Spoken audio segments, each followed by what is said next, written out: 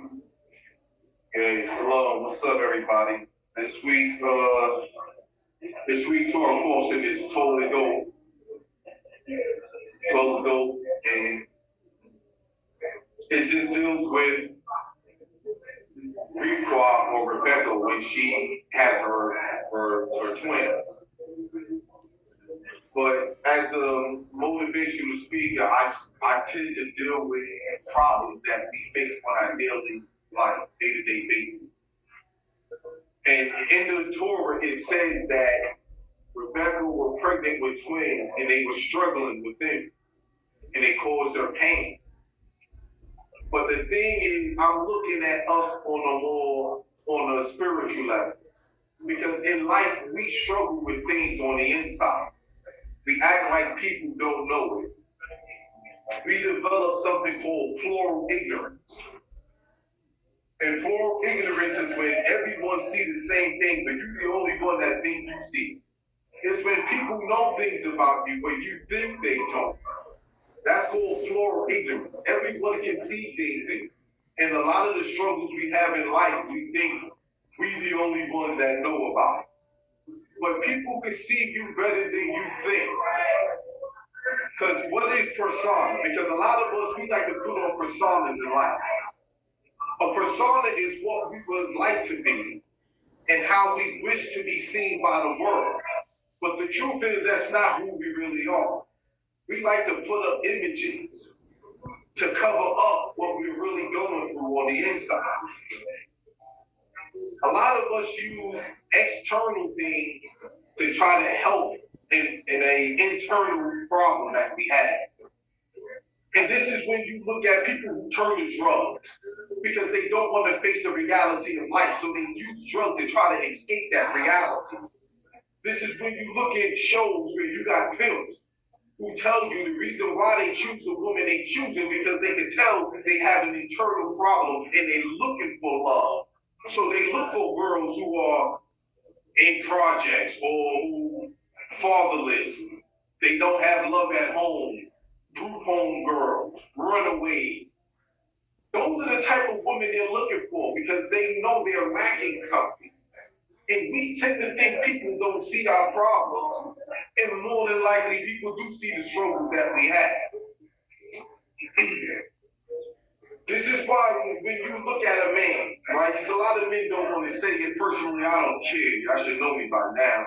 When men see women dress a certain way, as a man, we see insecurity. What woman that's secure would dress up this type of way? Obviously, you're seeking attention.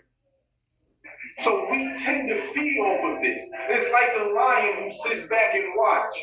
Okay, they're the limping gazelle. It's an easier target. It's an easier meal. This is why you got nocturnal animals. They hunt at night because most animals are asleep. They don't expect the ambush. They defenseless. Not only are they defenseless, but they're more vulnerable. And if you read the article that I wrote about the nocturnal man, this is what happens in our life because people feed off your weakness. People see the struggle you're going through and they use it to their advantage. But this is what we do in life. We try to act like total ignorance is not real. People see you. You just don't like to admit to it, but people see you. This is why you got most of these young brothers out here joining gangs. And I ask them brothers, well, why are you in the gang?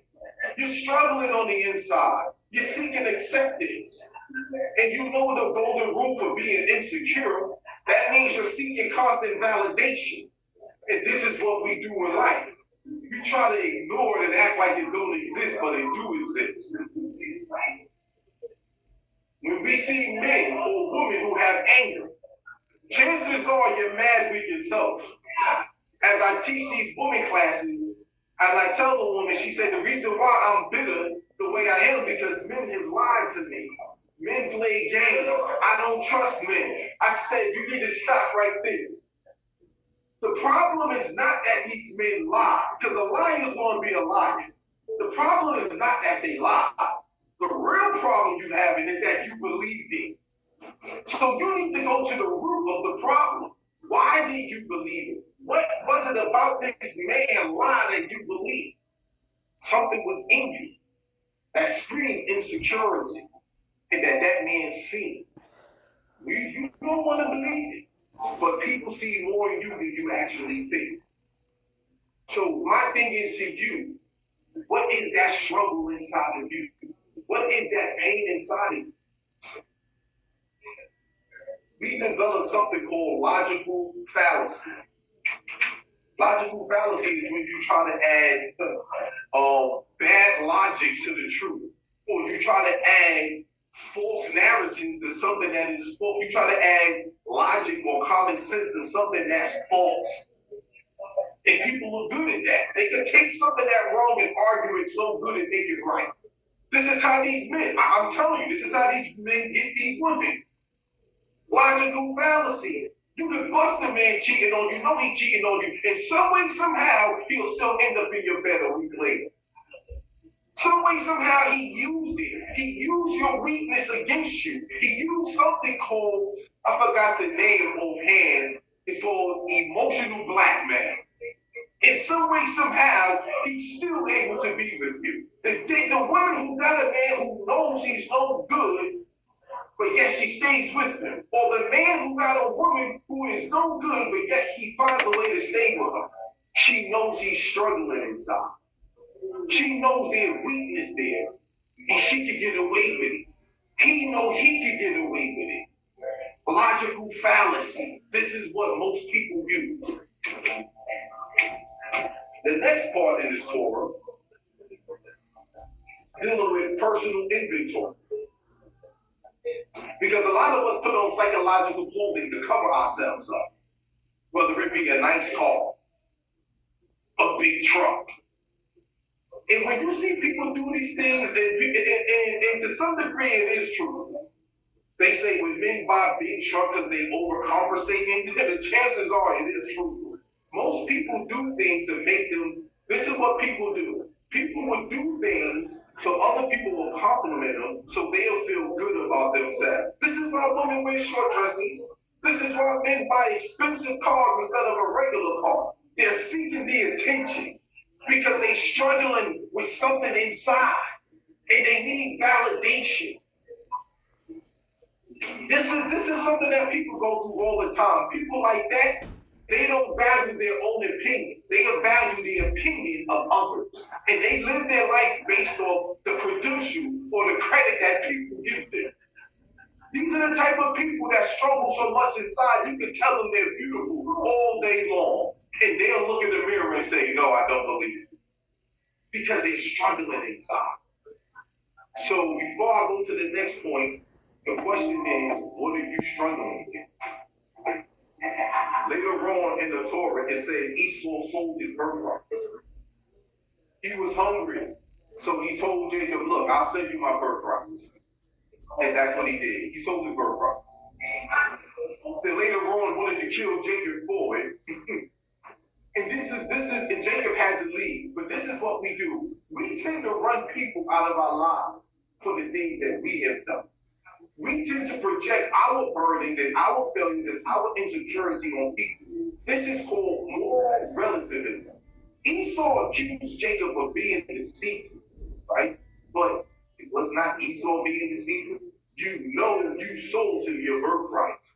Then you went into your father's house and tried to get something, a blessing of being the firstborn, but you know you sold your birthright. See, this is called moral relativism. The things that I condemn in others, I accept in myself. So if Jacob was being deceitful, Esau, what was you doing? You was trying to get something you knew. You sold. You gave up. And this is something that a lot of us do. We tend to blame people. See, people will complain about the bad situation they're in, but you very seldomly hear people talk about the poor decisions or choices they made that put them in them bad situations. They don't do that. They don't do that. This is called moral relativism. The things that I condemn in others, I accept in myself. That's the woe is thee, but not me.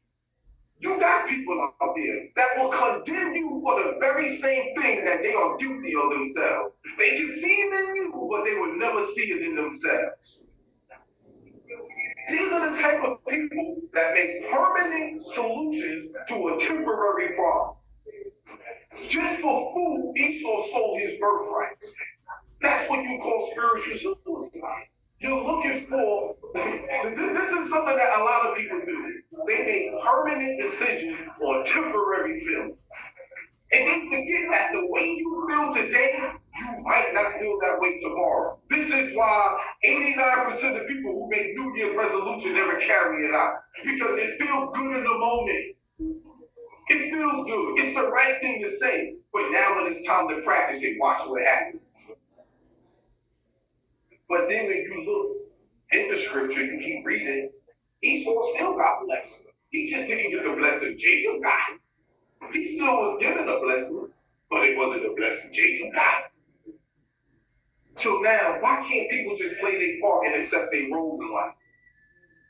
No, we don't do that. We tend to compare our blessings.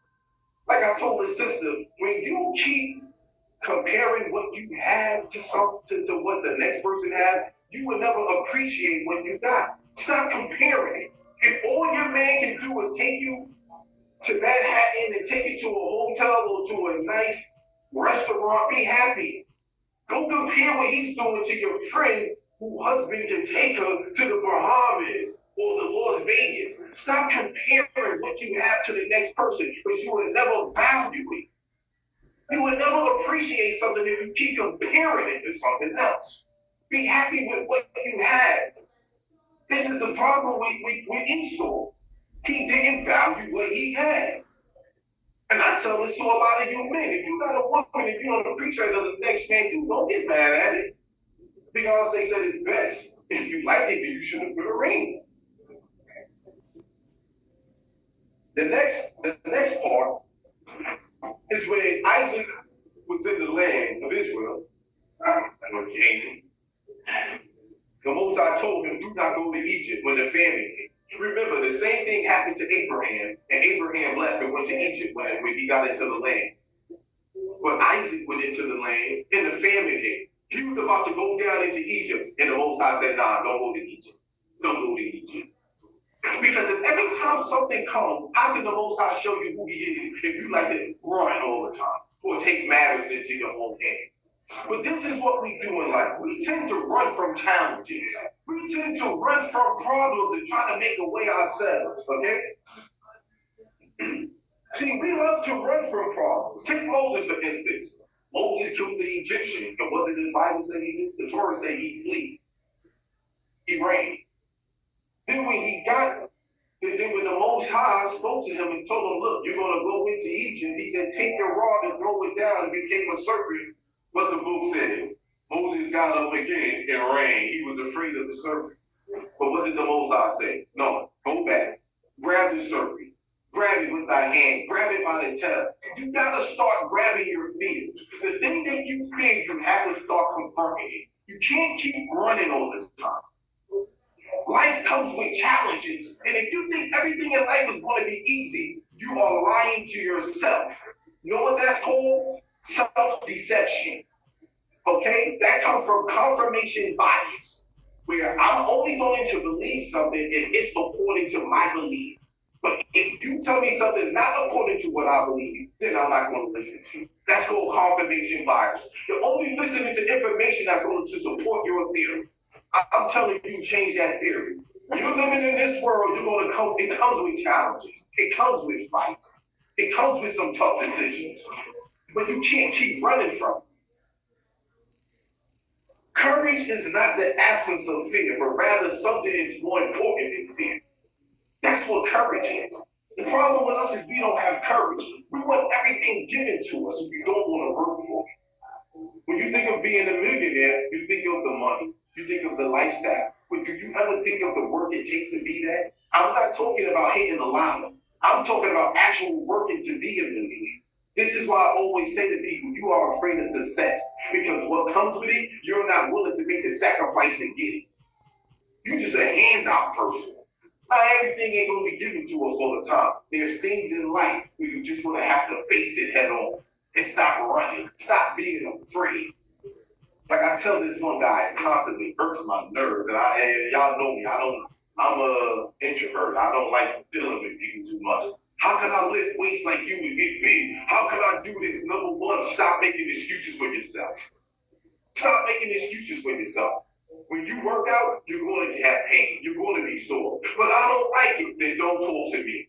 Because that's what comes with it. And that's the problem with us. We only want the good of the blessings, but we don't want the problems that come with the blessings.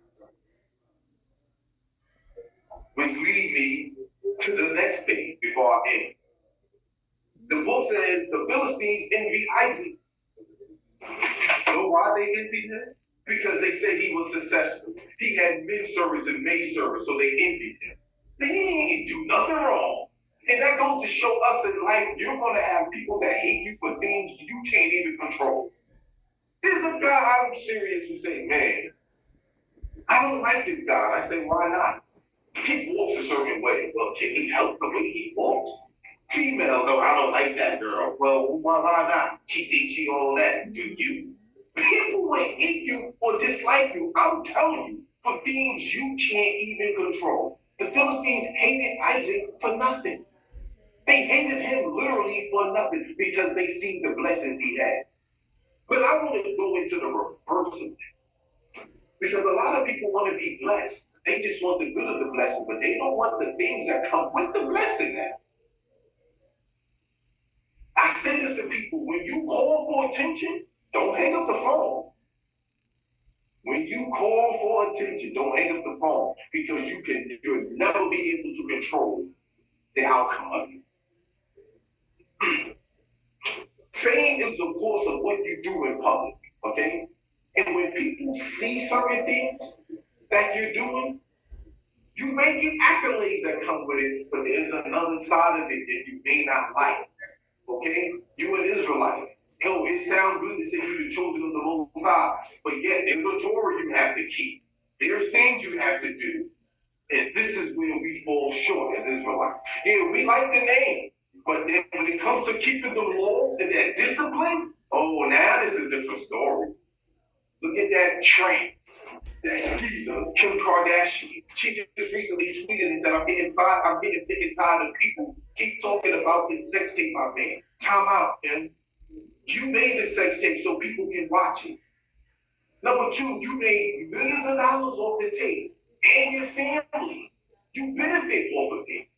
But then there's another side to it. Now you're trying to get into the political field and people throwing it up. You don't like it.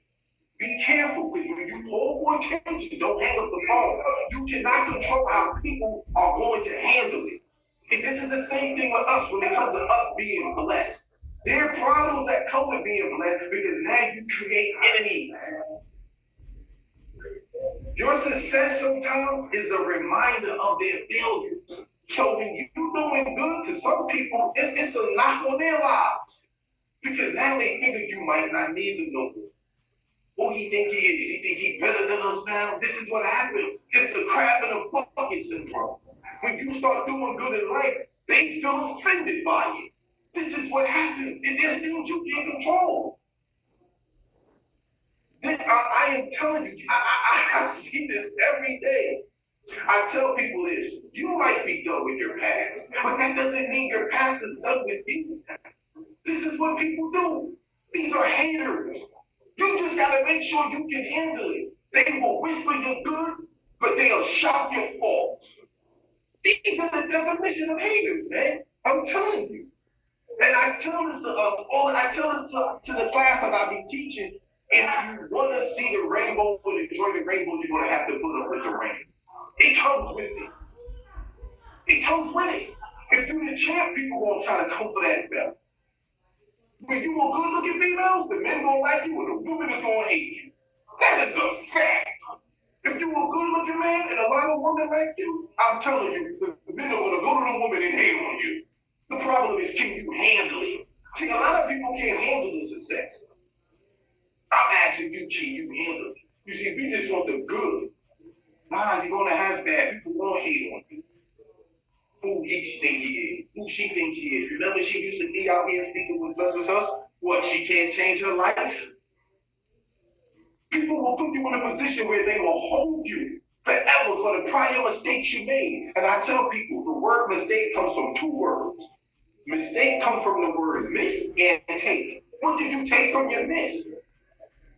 I have the right to change my life, but to a hater, you can't. They will forever hold it against you. Anything you did wrong. Before I end, Isaac had to dig up the well that Abraham did. Philistines were so jealous of him. They started digging up, they started putting dirt inside the well that Abraham had. So Isaac couldn't have it. So Isaac will keep digging up wells. He'll take dirt and throw it in the well. He'll go dig up another well. He'll keep putting dirt in. But the thing is, Isaac didn't stop digging. And I'm saying to us, you gotta work hard. Don't stop digging. You're gonna have people trying to stop your water source, trying to stop your life. Just want to do things. Don't stop digging. Work hard. Don't give up. If you know you're trying to lose weight, do not, I'm telling you, give up. Keep fighting. Eat healthier foods. Fight. Dig.